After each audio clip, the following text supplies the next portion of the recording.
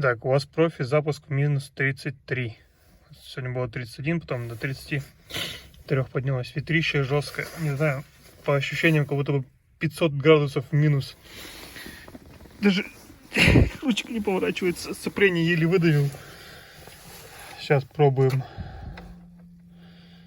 О, капец. Даже табло не реагирует.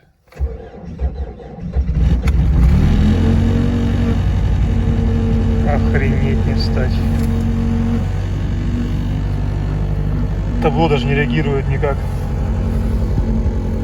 Это жесть. Завелась.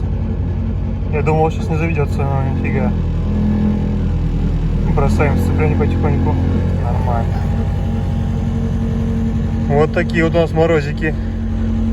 Впечатляющие.